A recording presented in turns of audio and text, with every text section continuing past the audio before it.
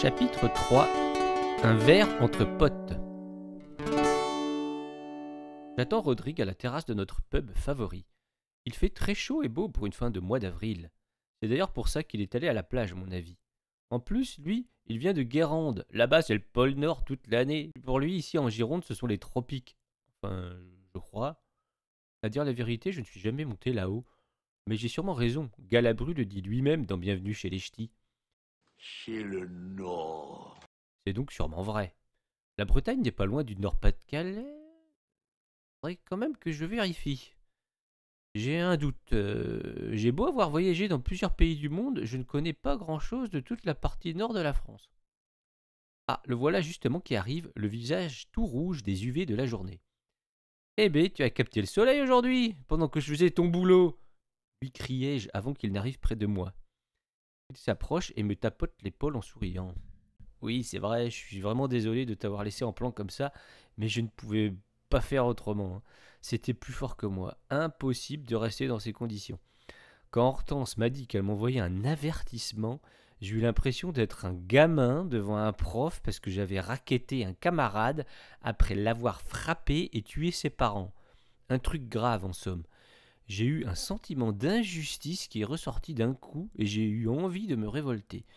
Je ne pouvais pas lui dire « Ok, désolé, ça ne se reproduira plus » et repartir dans mon bureau la tête baissée et la queue entre les jambes. C'est insupportable. Vraiment insupportable à 37 ans de devoir se justifier et rendre des comptes sur un sujet pareil.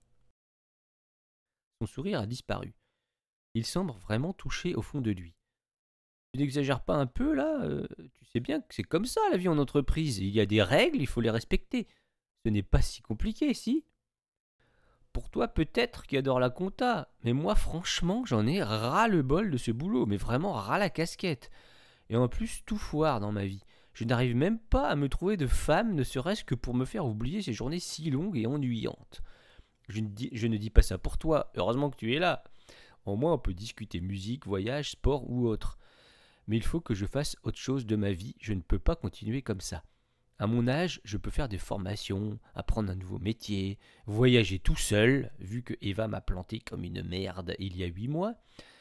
Je pourrais recommencer quelque chose d'autre ailleurs. Je vais réfléchir. En tout cas, quelque chose doit changer dans ma vie. Ok.